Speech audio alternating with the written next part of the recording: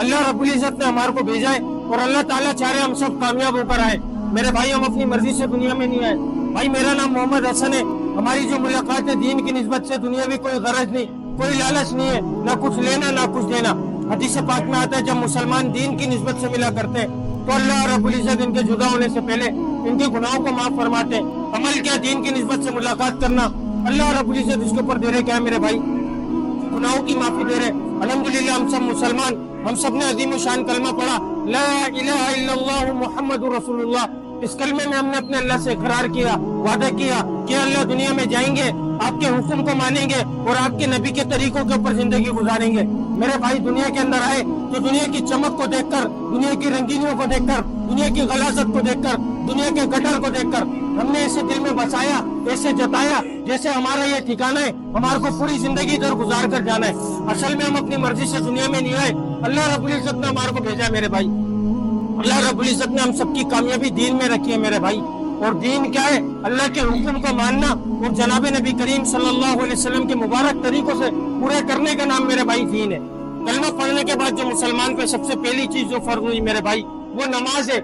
आज मुस्लिम बुला रहा है, हय्या अला सलाह, हय्या अल फलाह, आओ कामयाबी की तरफ, आओ नमाज की तरफ। हम अपनी कामयाबी दफ्तर में, बिस्तर में, टिकटॉक पर, खाने में, पीने में, सोने में, घूमने में, एक मकान से दो मकान करने में, एक दुकान से दो दुकान करने में, माल ज्यादा कमाने में कामयाबी समझ रहे।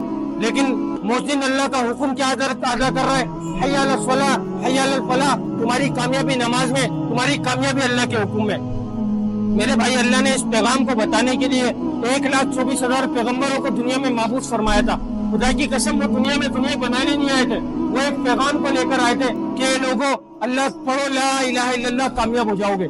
जिसने वक्त के नबी की बात को माना था अल्लाह ने उसको कामयाब किया था, जिसने वक्त के नबी की बात को नहीं माना था अल्लाह ने उसको नाकाम किया मेरे भाई। हुजूर पाक सल्लल्लाहु अलैहि वसल्लम आखिरी नबी, कयामत तक कोई नबी नहीं आएगा मेरे भाई इस बात को बताने, इस बात को समझाने कि लोगों तुम लोगों की कामयाबी नमाज में, ये लोगों तुम लोगों की कामयाबी अल्लाह के हुक्म में, ये लोगों तुम लोगों की कामयाबी नबी के तरीकों में। इस बात को बताने कोई नबी नहीं आएगा मेरे भाई। अब ये काम किसकी जिम्मेदारी है, ये मेहनत किसकी जिम्मेदारी मेरे भाई? किसी आलिम की जिम्मेदारी नहीं, किसी मुफ्ती की जिम्मेदारी नहीं, मेरे बाप की जिम्मेदारी नहीं, हमारे बापू की जिम्मेदारी नहीं, हर उस शख्स की जिम्मेदारी जिसके सीने में ला इलाहा इल्लल्लाह मुहम्मदुर रसूलुल्लाह, वो इस मेहनत का जिम्मेदार है। कल हमसे पूछा जाएगा कि बता तेरा पालने वाला कौन था, बता तेरे को रोजी कौन देता था, तेरी जरूरतों को कौन पूरा करता था।